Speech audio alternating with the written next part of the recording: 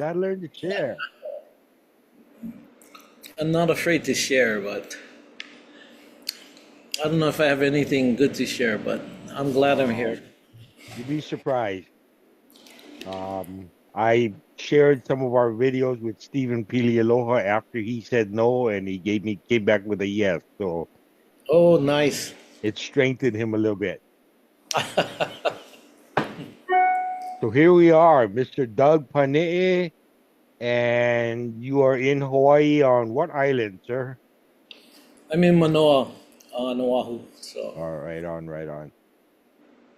How are you? You looking good, man.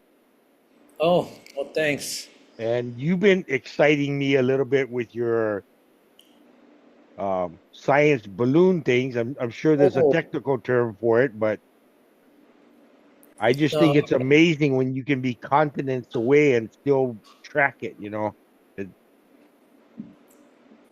yeah, I'm I've sure. been, uh, yeah, when I went into teaching, I did not realize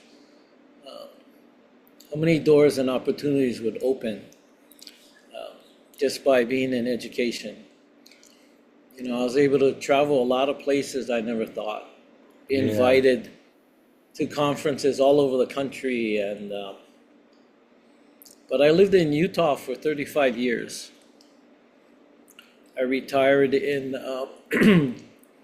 I retired June 1st in 2019, excuse me, 2021, and then sold my home, shipped my truck home, and then in July of 2021, I moved back home, and because my wife and I, we purchased or put money down on property here in Manoa to build after we retire.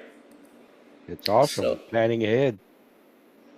yeah, but it's taken me. So I live in this tiny little studio, thinking I'd only be here a year, get my house built, and then move in there. And it has taken 3.5 years to just get my permit. Wow. Yeah, Is it yeah. because of the volume of permits being issued or It's a lot of things, and you know, they denied us the first time. They said we're taking too long. Just kind of crazy because we're still working at things, but they made us reapply. So we had to reapply again last year in January, and it still took another year, so 3.5 years. So I thought, you know, and I actually started the permit process before I even moved from Utah, thinking I could get a jump on this, right? But yeah.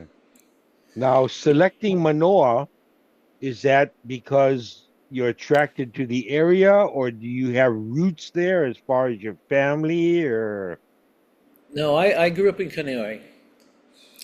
The reason why we looked in Manoa is because my daughter married a boy from Manoa, class of 95. So he'll be celebrating with us this year. all right. And his family, a couple generations, have lived in Manoa. And so when they got married in Utah, they lived in Utah probably 9, 10 years, and then they moved home. And so he's from Manoa, and his family's from Manoa, and they like Manoa. And my grandkids go to Manoa Elementary. Now they're at Kamehameha, but when they moved back to Hawaii, they all went to Manoa. Yeah. And Now, did your daughter go to Kamehameha? my daughter was in Kamehameha, but then when I decided to go back to school and move to the mainland, I pulled her out of Kamehameha in second grade. Ah, okay. And so the plan was to finish my school, come home and work. And at the time, what was her name? She was in admissions at Kamehameha. And she told us that, if I came back in a couple of years, that they would still have the position open for my daughter. But after I graduated, everything kind of fell in place. A home, a job, all of this stuff, and just opportunities just opened up that I probably would never have had here in Hawaii. So we stayed, never moved back. Okay. Um, yeah, so that's why we're here in Manoa. And so I Okay. actually live in a friend's place in a studio over his garage in Manoa. So I'm only like a minute away. So my granddaughter's at Manoa Elementary in kindergarten this year. And then my other two granddaughters are at Kamehameha. Well, one will start Kamehameha next year in the ninth grade. The other will be a junior. And then I have two other grandkids that have graduated from Kamehameha. One Wow. last Okay. So year. they're growing up fast. You better, yeah, you better participate on the Yeah. last vestiges of what you got. Because my youngest is 17. I mean, Oh, a year or so, and she'll be off chasing her dreams or whatever, and we've got to figure it all out again. Because I came up here to kind of follow them. So, hmm. yeah. Now, Yeah. what grade did? Go ahead. Go ahead.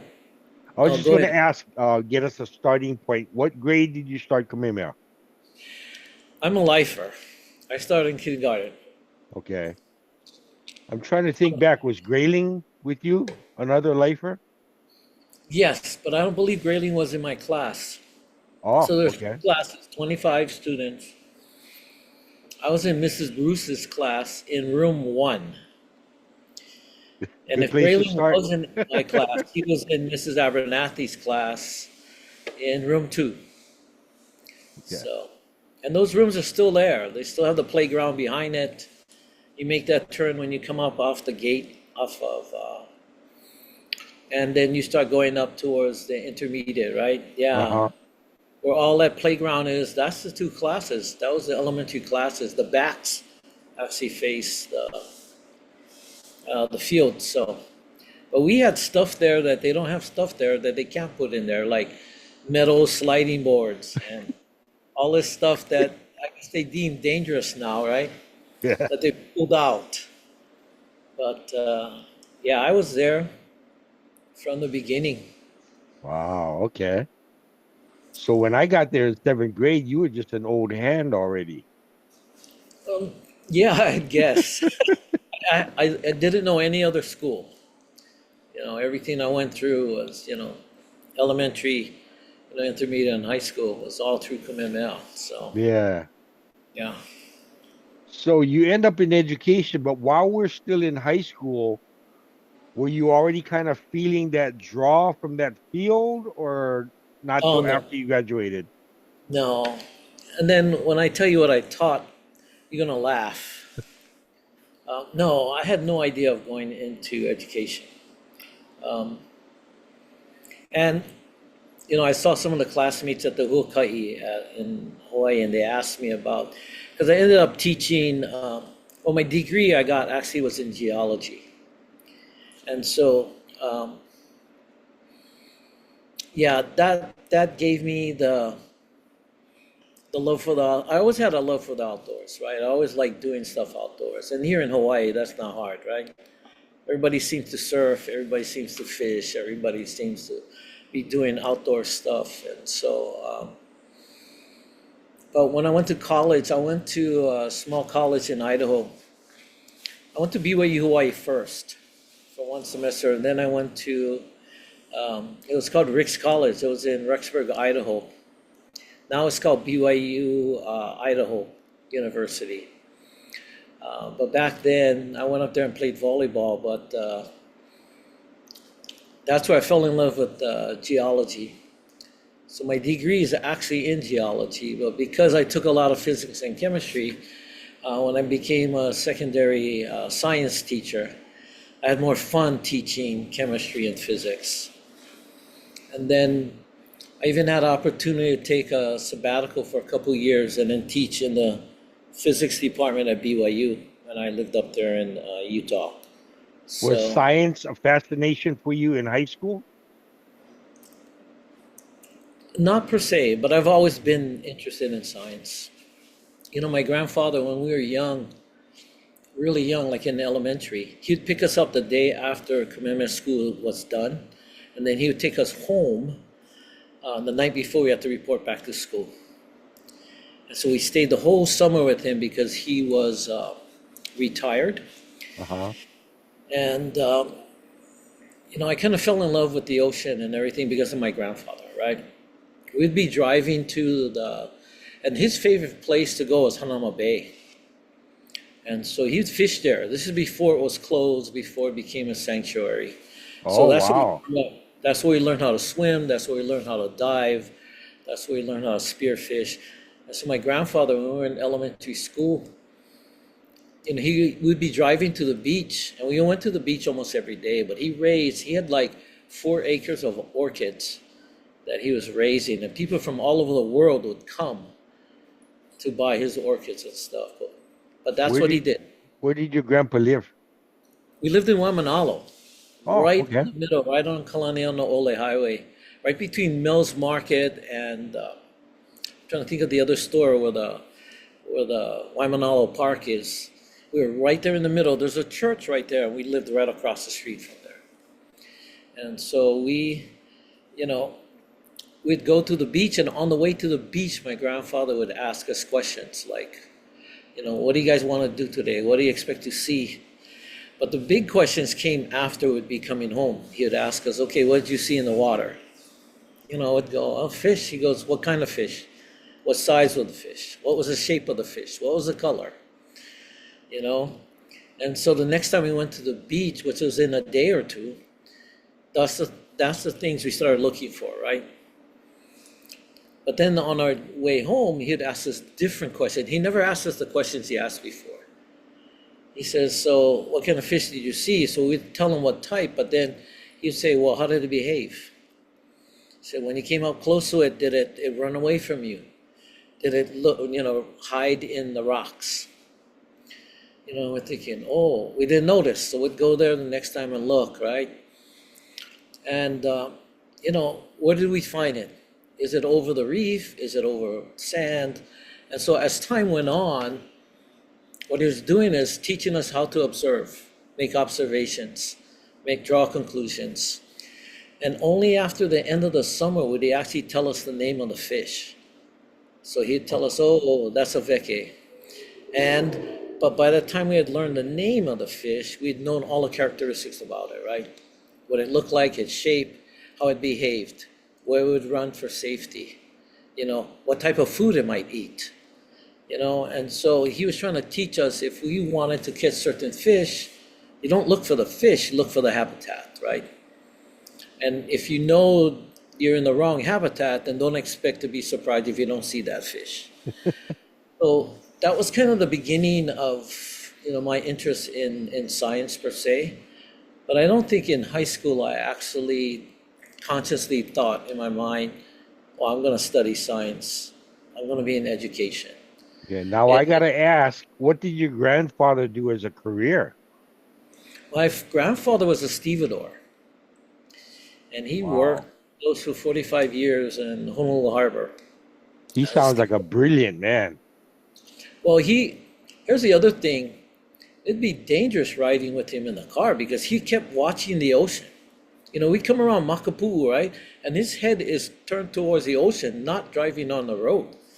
I don't know how many times he would drive off the road because he's watching the water, right? And I remember one time we were coming down from the lighthouse, passing where baby Makapu'u was, and he pulls over very quickly, right? Runs in the back, changing his shorts, grabs his throw net, and he had this old bamboo goggles that he made that they silicone or, glass made out of bamboo, and he had string in the middle, but then it was connected with, the rubber from the tire.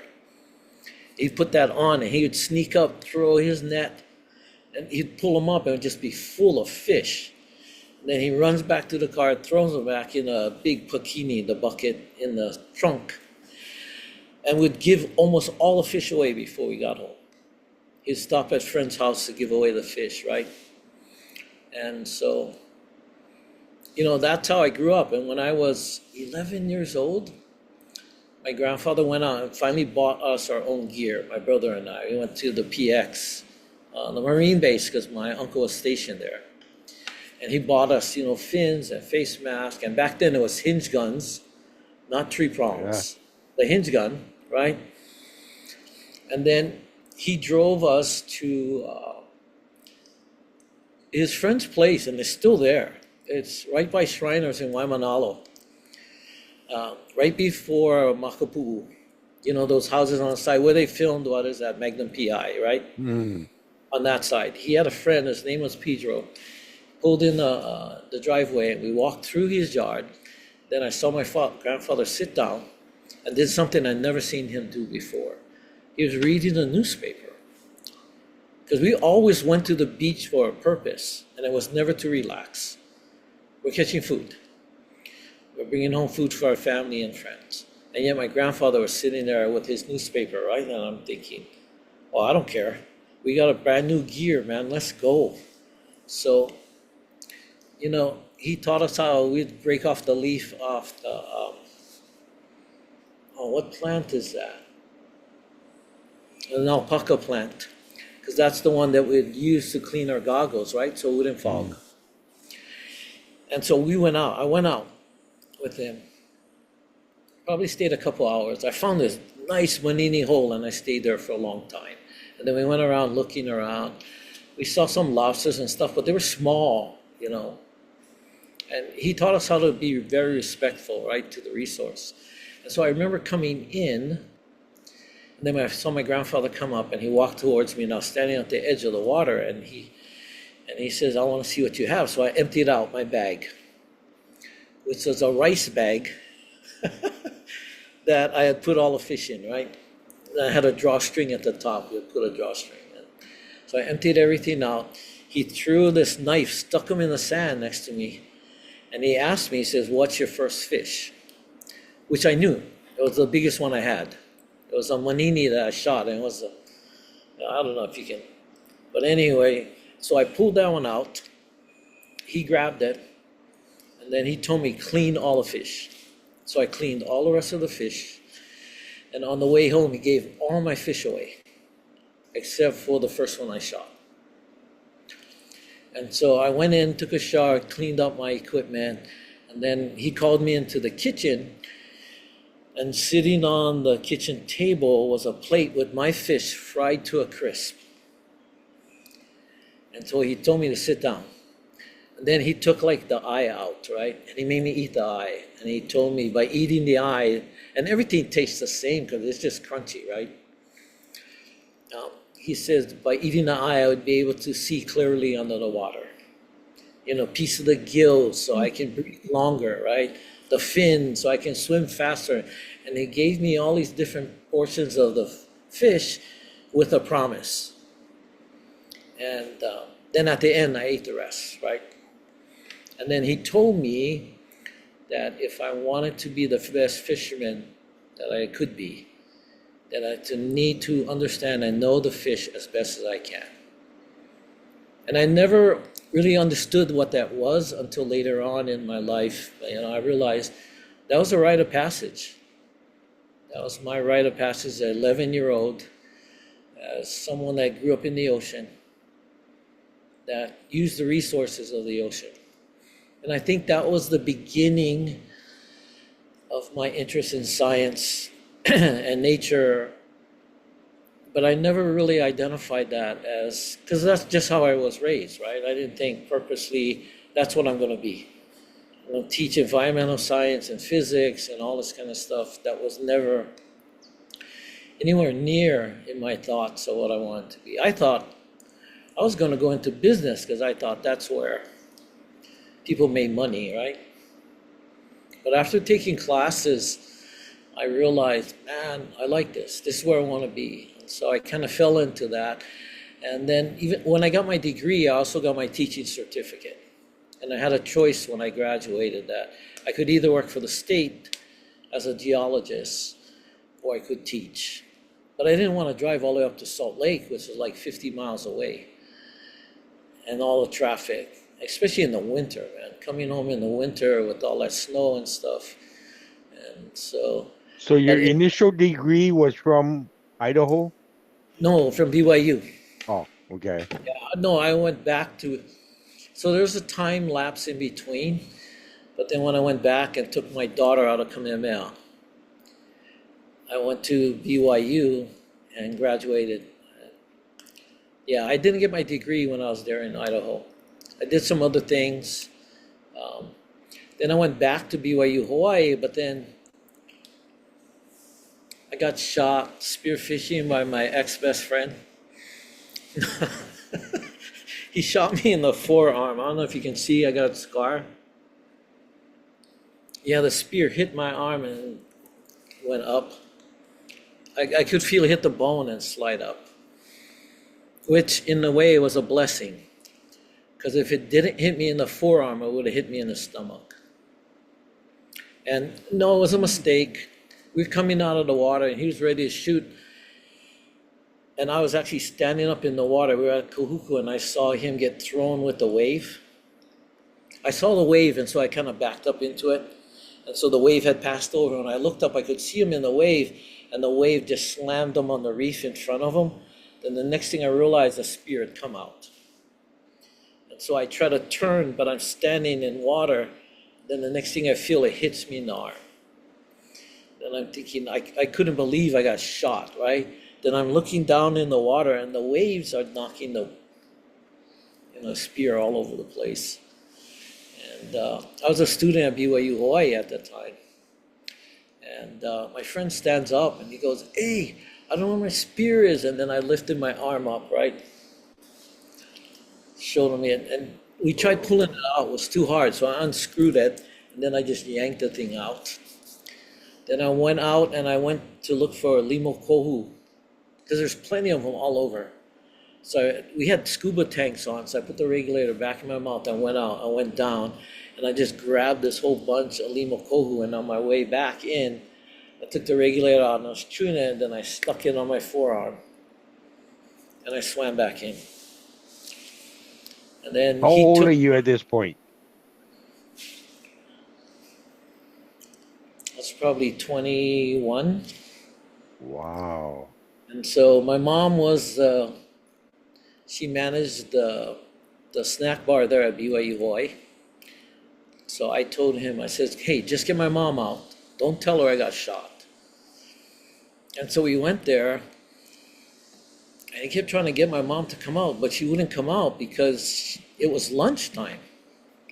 They were super busy. Till finally he says, "Oh, Doug got shot by the spear." And then all I saw is that back door open. Boom. My mom comes running, looks in the back of the truck. I'm sitting in the cab. She doesn't even see me in the cab, and then realizes that I'm sitting there. I go, "Mom, I'm okay. Call Uncle, who is our doctor."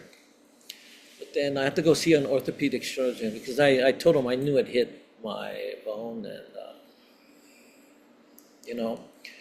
so I got out of, so I didn't get back into school, and so I started working. And then I decided I need to go back to school, and that's when I went to BYU. Packed up my family, shipped my stuff, and then went to BYU Provo to go to school. And that's when I took my daughter out of second grade, and my son, who was 5 years old, I believe at the time. How many siblings do you have, Doug? Siblings, I have 5 brothers and 2 sisters. And where are you in the age ranking? I am the second oldest, but the oldest boy. Okay. So my sister's older, class of 73, then it's me, then my brother, class of 77, and then my sister, class of 78, and then my brother's class of 80. And then I had 2 other brothers that one went to St. Louis, one went to Castle. Oh, but one of them, the one that went to St. Louis, he's actually a twin. And so, actually, our twin brother, his twin brother, passed away a day after he was born. Yeah. So. You got it?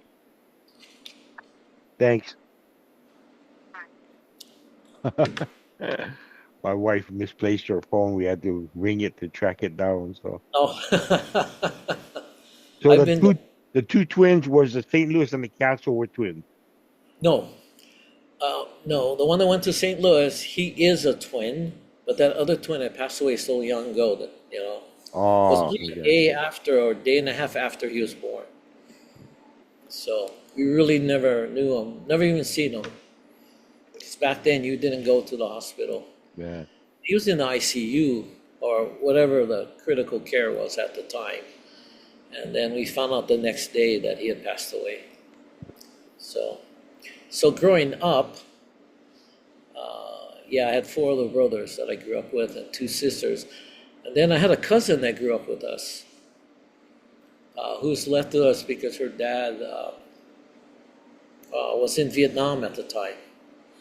And so she stayed with us. So yeah, we had a full house growing up. I just I didn't know if Okay, wait, you're breaking up. What did you say? either. I can't hear you.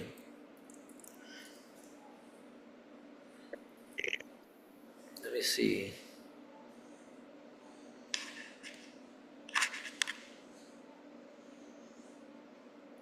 That No. any better? Okay, it's better now. Okay.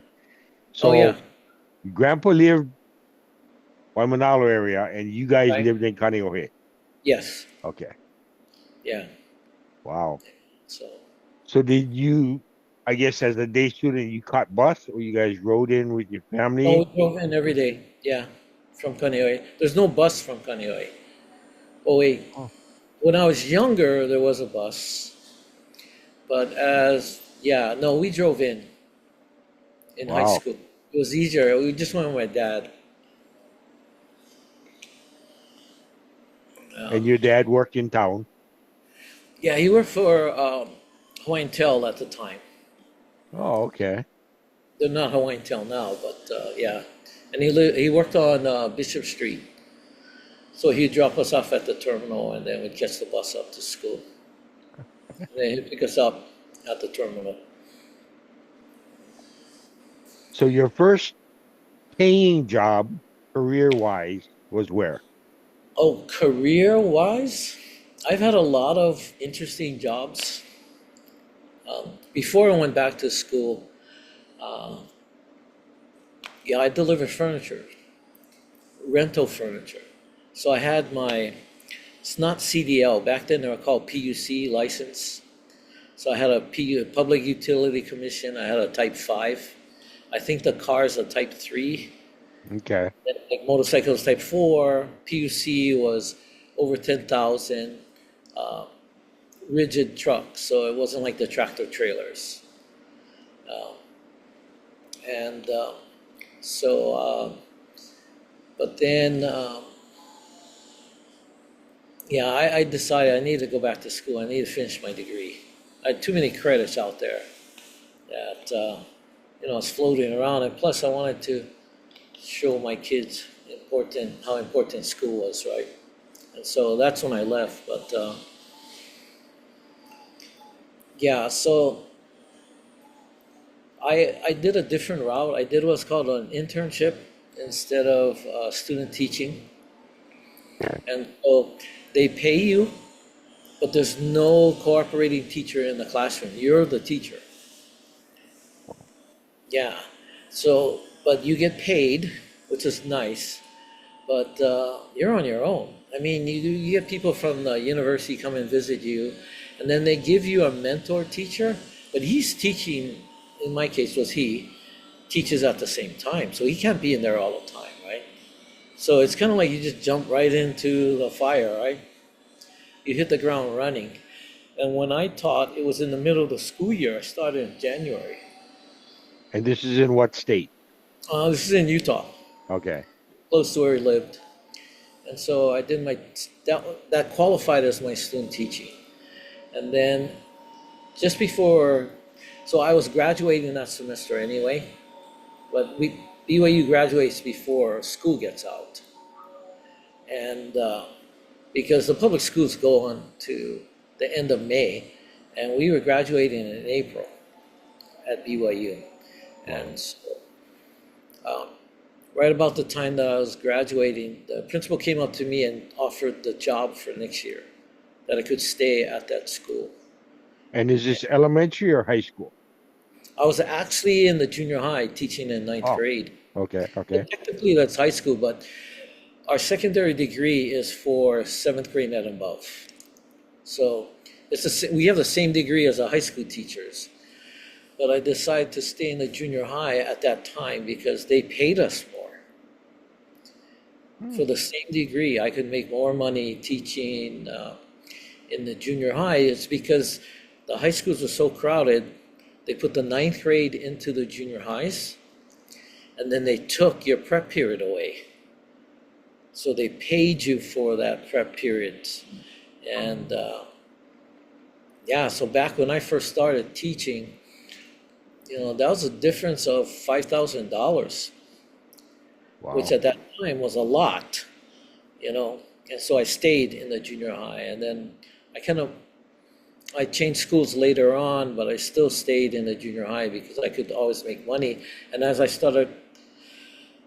got like my master's degree and other, certifications and stuff, I keep rising up in the ladder and the lanes, and I can start making more and more money.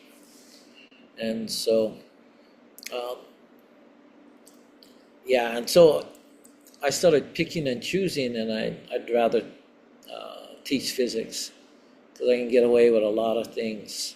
Chemistry was fun too. A lot of I mean, you get a hard day, just blow something up, right? Get everybody excited. Get the kids thinking, right?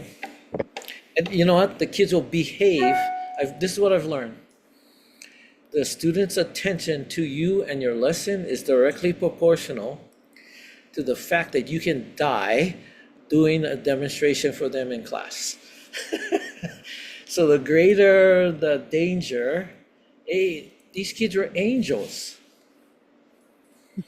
And I learned that very quickly that, if I gave them something to look forward to, they would do anything for me. They'd do homework for me if they wanted me to show these things. And from that, I developed, so in 1996, I went to the principal and I approached him and I said, hey, I want to do something that I don't know what really I want to do. But here's my idea. I want to take some students from my classes, train them, and then I want to go to elementary schools and put on science assemblies and have the kids teach the elementary kids science concepts in spectacular ways.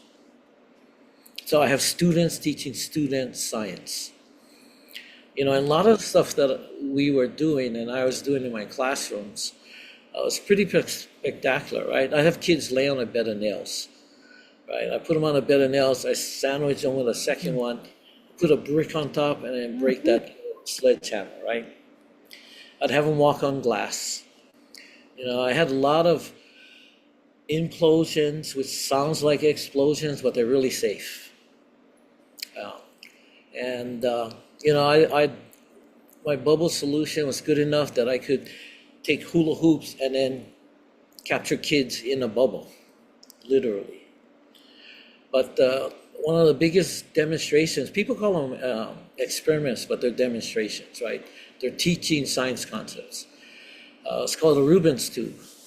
So mine was just a 6-foot muffler pipe. And see, a lot of this stuff you can't buy, like hovercrafts and all this kind of stuff. You got to build them because you can't go to a store and buy this stuff.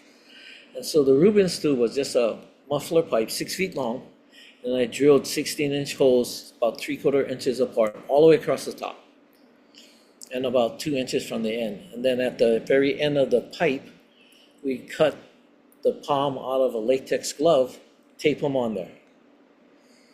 And then I welded on there a valve, pipe propane through there, fill that thing up, light the top. And so you'd have all these flames all the way across the top. And then, I turn off my light and I put speakers on the end and play music. And now you can see the sound waves, or you can see your music playing in the flames. Because they're Yeah, they're because the sound waves are different, right? Now, if you keep a sustained note, you'll have a nice sinuous wave, right? And so that's how we teach the different types of wave types, transverse, longitudinal waves. But and I would have kids sing in there. So you could have so they sing the highest pitch they can, and we can actually measure the wavelengths. And then we'd see the shorter the wavelengths or the peaks between the waves, the higher the pitch. The longer the distance between the hills of the waves, the lower the pitch. And so we could see who could sing the lowest pitch and the highest pitch. And in junior high, it was always the boys. The boys could actually sing higher than the girls. yeah. And Now so at Kamehameha, did you take physics? I did. I only took 1 year from Mr. Cushing, I think. Okay. And I had like Gordon in there, Gordon Pratt. I had in there Gilbert Drexel. I can't remember who else is in there. And here's the funny thing. I took it because they were taking those classes. You understand? I didn't take it on purpose. Right? They go, oh, we're going to take physics. Oh, I'll take physics with you. Not knowing how that would play in later on in my life, right? So I was kind of glad. But so we went all over the state doing these assemblies. And we had won all these awards and grants. And so when I retired, the principal made sure that we kept that program going because it became part of the school's legacy. It became part of the school culture. We've had kids that would come to our school to try out to be on our team. They were coming from charter schools to a public school because they knew in ninth grade, if they did well and had good grades and everything, that they could be on that team. And by the time I left, we had done it long enough that we actually had legacies. We had students from students that were on our old team. And what is that? Okay, I can't hear you again. I don't know why. I cannot hear. Can you hear me? 5x5. Okay. Can you hear me now? No, we're very good. Yeah. Okay. 5x5, huh? That's a ham radio. That's a radio. Okay. Now why do Did you you use name your 5? program? What is that? Did you name your program? Yeah, we were called Science with an Attitude. Cool That's our name. name. I like that. We would call ourselves the Oak Canyon Science Demo Team. But the name of our program and stuff was Science with an Attitude. And so our idea was to get kids excited about science. But the other thing is, for a long time, we were seeing data saying that girls always outdid boys in math and science. But then as they started to get to high school, it switched, right? And a lot of girls weren't going into science, technology, engineering, all of these careers. And so we made a special effort to get girls onto our team, which wasn't hard, because 3/4 of the students applying would be young women, right? And so it got to the point that we actually have to stop choosing young women because we needed the boys in there as well. But our goal was to give positive role models for elementary girls to see, look, science can be fun, it's doable, right? And so that was part of our goal. And because we were kind of focused in that area, besides teaching science concepts, they were throwing money at us. We were getting grants and awards, and Utah Jazz gave us $5,000. Phillips 66 gave us $5,000. Intel gave us almost $40,000, for a program. And so we we were able to develop, you know, we had trailers. We took with us almost $18,000 worth of science equipment. And we had what was that? 12 by 14 trailer that so I did it with another friend that he taught biology, so he was on the life science side. I was the physics side and chemistry. And we would take turns driving the trailers to school because the other person had to ride the bus with the students, right? And yeah, so we were able to buy a lot of different equipment, nice equipment, good equipment, and a sound system. Because we'd go to these schools, and not all elementary schools are created equal. A lot of these schools, some wouldn't have, a stage. So we'd do it on the gym floor, right? Which is challenging. Some would have a stage but no curtains. And so we actually would use our students, and they wore these loud, obnoxious tie-dye lab coats. And so they would be our curtain. When we first opened up with the Rubens tube, with all the flames, we have them all stand up in front to block that. And then we do our introductions, we turn off all the lights and they move away, or the curtains would pull apart. And then all of a sudden the kids see loud music pumping in there and the flames just jumping. That was our opening.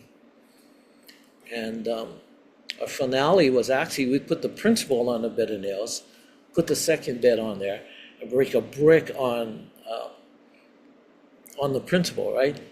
And the kids are freaked out. They think they're gonna die, right? And I remember one time I had a lapel mic on because I didn't want to keep holding the mics. And so we were getting this guy ready, lying him down, and we're trying to tell him, okay, so when I swing that sledgehammer, we count to 3, I want you to exhale. I said, because if you don't exhale, it's going to shove all that air out of you anyway. I said, to make it more comfortable, just exhale and everything will be fine. And I said, by the way, and this was the principal, I said, by the way, we're going to make you a hero for the rest of the year, man. And so he leans over to me, and see, I'm whispering this stuff to him. He leans over to me and goes, hey, this is the best damn assembly we ever had. And when he said that word, the whole school just gasped. He swore. I can't believe he swore. But anyway,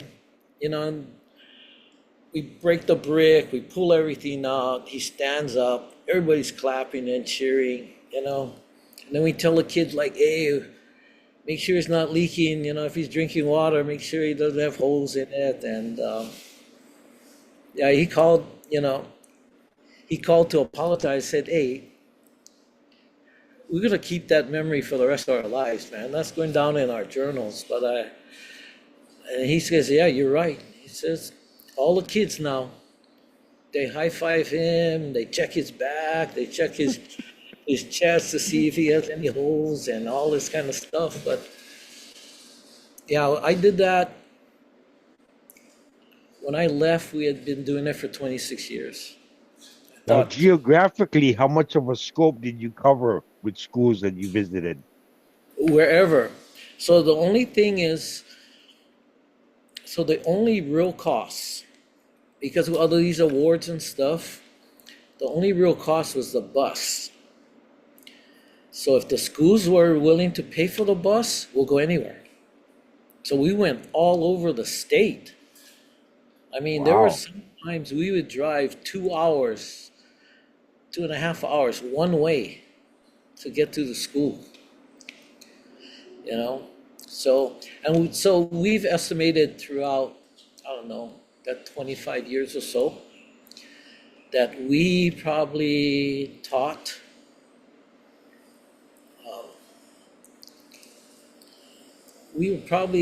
maybe just over 100,000 kids. Wow. 25 years, yeah. So when I left, when I retired, the other friend that was across the hall from me, a younger guy, Actually, he and I had started a business because of the school. We were DJs. We kind of fell into that. He took over. But what happened was we were supposed to have a Valentine's dance after school. And then the DJ backed out. I guess he got a better gig somewhere else. He called the school that afternoon and said, I'm not coming.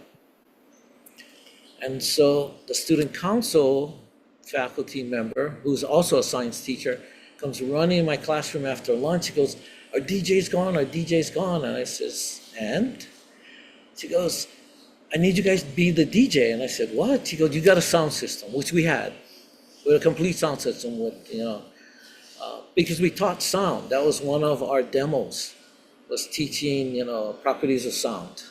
And we had lights too, because we taught properties of lights. We did some optical illusions and all this kind of stuff. And so I went across the hall to talk to my other friend, and I said, hey, we need to put a playlist together. There's like an hour left in school. So we got to put a playlist together, and it says we got to do the dance. There's nobody that can do the dance. And so I went back in my classroom, I stopped everybody, and I handed out paper, and I says, I want you to write down 5 of your favorite songs if you wanted to dance to. And so the kids all wrote down their stuff. They go, what are you talking about? I said, give me all of that stuff, get back to work, finish the lab. So from that, we put together a playlist. We did them on Spotify. We ran them off our computers, plugged our computers in, did the dance. And then after that, we didn't want the chaperone pay. The teacher chaperone pay was $18. They pay the DJ $250 an hour. Wow. Yeah, so we went. I said, we want the DJ pay. And they go, we can't pay you that. Why? We DJ'd. She goes, in order for them to pay, they must be certified vendors with the district. And so she told us, she said, look, this money's earmarked. It can't go anywhere else. She says, go start your own business. I'll pay you that DJ money. And so we put together, this other guy and I, not the one I did the Science with an Attitude team with, we came up with dark matter DJs. Because we're science teachers, right? Dark matter. And he was Latino and Native American. So when they would say, where'd you get that name? It'd go like this, dark matter. But it was more of a science-related name. But yeah, so I did that for, 18 years before I retired. And then when I moved home, I brought home a small system, but I sold all my stuff to him, all the lights, all of that stuff. But yeah, so teaching got me into all kinds of stuff. What is that?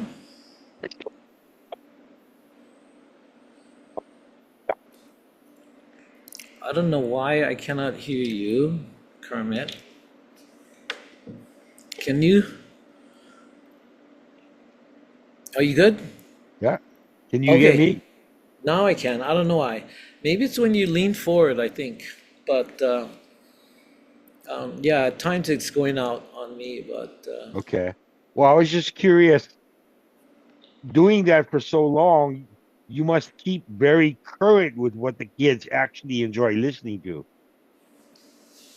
I do. Not lately, because we did all our mixing with our iPads.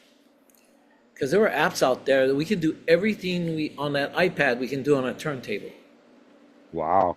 I mean, we can scratch, we can mix, we can change tempos, we can blend music in and out, and we can set up songs and then, do our own mixes and then save them and then play them back. But now, it's not wise for me to continue with the app because we are paying about $40 a month for membership to use the app. Now it's like $60. And so when I sold my half of the business to my friend, I just canceled my subscription. And I've done small things since I've been back, like my granddaughter's graduation, luau. But I know it's not in any of the announcements, but I'll be DJing class night on the 6th. And so we're ready to rock. Now, so they were looking for a DJ, and I'm sitting in the committee meeting with Kim and Dwayne Al and the class night committee, but they weren't sure. They didn't know how much time they had for a dance because they're still going through what they wanted in the program. And so then I kind of mentioned to them I did DJ a little bit when I was in Utah. And so now, but I did tell them I sold a lot of my stuff, which ended up being not a problem because Duke Duvichel, who has his own sound business and is a sound engineer, and he does a lot of the big acts, like at the Shell, all of this. He does, I know he did all the sound for like the song contests and stuff. So he's the guy. So when I told him I don't have all the equipment, Duke was the one that says, not a problem. We got you covered. But I've gone back to Utah 2 or 3 times since that time. And so I actually went back to my friend. I says, okay, tell me what lights you don't use, because I'm taking them. Because we had so much stuff we had accumulated, right? And he goes, oh, anything in your old room. So I walked in the storeroom and I grabbed some of the lights and stuff like that. I brought them home. But I'll tell you what, class night, we're going to rock that place, man. I promise you. So be ready to dance, because we're coming fast and hard. So I actually asked Peter Kang to help me, because I can't run my iPad anymore because I can't use the app, and I won't pay for a year subscription just for one night. So I'm just going to run them off of 2 computers, and I have some mixes already that I can use. But yeah, I've been working hard on this playlist. We're going to rock that place. I promise you, man. Well, extra mahalo, man, for what you've been doing. You've been doing a lot in a committee sense for the class to have the reunion. So, and now we got more to thank you for, Doug. Oh, We well, appreciate you. it's my very first reunion. I've never gone to any, ever. Wow. So when Kathy Thurston said, hey, you wanna help with the reunion? I said, yeah, sure. Not knowing that I ended up being the vice chair. And but I saw there's a lot of wisdom in the way Kathy Thurston has this set up. She has an executive committee and then all the committees underneath. And the wisdom in that is no one person is going to get burnt out, because we have enough people in there specializing in certain things, like Mike Maderas is over finances, Kulani's over all the hotels, Haunani Valeni is kind of the executive secretary. And then when I started, they asked me to help with you, right? We were trying to update the class list. And so I've really enjoyed that, because I was able to talk to people I haven't talked to in a very, very long time, And so, yeah, I'm excited. But yeah, I've kind of jumped feet first into this whole thing, but I'm glad I have some skill sets that might be useful to the class. Before I forget to ask, I don't want us to leave the connection, but how many kids do you have, Doug? I have 2. 2 I have a boys. daughter. No, I have a daughter, the one I took out of Kamehameha, and my son. Oh, okay. So my son, he has 3 kids. He's in Seattle. And so I go there quite often because my daughter works for Hawaiian. So my grandson he plays volleyball up there in Washington. He'll call me and goes, "Hey, Papa, I have a tournament in Spokane. Okay, pick me up at the airport. I'll fly up there, watch him for the weekend, fly home." And then my daughter here has 5. So, Okay, 8. yeah, so I have 8 grandkids. But the oldest is 21, and the youngest is 5. Okay, well, it's This a good 5-year-old, spread. yeah, no, she's darling, man. But yeah, so I got a lot of grandpa duties, picking them up for school, Manoa Elementary, you know. And then Grandpa like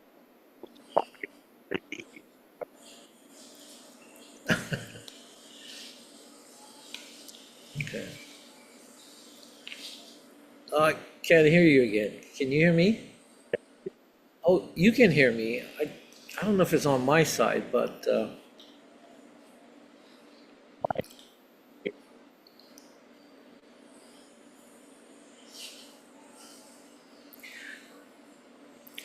well, before you post the video, make sure you can hear, because I can't hear you all the time. But and it's 1 week before Alumni Week, or even less, right? So, well, I'm trying to pack them in. I'm doing 4 tomorrow, so oh wow. And I gotta thank you. This has been wonderful, man. When you first approached and said, "Hey, this is what I want to do," I thought, okay. And then when you started just cranking these things out, I thought, oh my gosh, this is great. You know, People I haven't seen since graduation, we get to catch up, right? So, and I knew that was your thing, right? That, you might not be able to visit everybody and catch up with everybody. So thank you for doing that. And even after the reunion, I think there's still a lot of validity in continuing with this, if you're up to oh, it. oh no, I plan to. I've already got people because I'm gonna stay in Hawaii till the 20th. Oh, okay. So I won't have any of my stuff with me. I don't want to do it on the iPad, just not the quality of recording that I want to make. So I get back to Minnesota on the 21st or 20th, and then I'll pick it up again. And Oh, I've already got names. I've already got people that say, yeah, call me when you get back. So there'll be a little bit of break, 3 weeks maybe, and then we'll get right back after it again. So oh, thank you for doing this. sure, I appreciate you taking the time with me, Doug. Okay. Because there are people who are asking, you had quite a little, I want to borrow a term Kalani Akana used the other day. He called them tribes. Tries. And so members of your tribe, Oh, thank you. I appreciate it.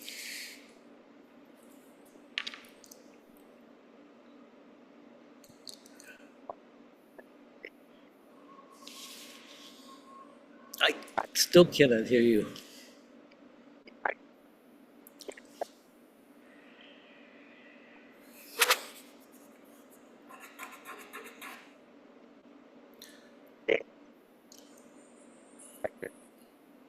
Oh, I can't hear you. Sorry.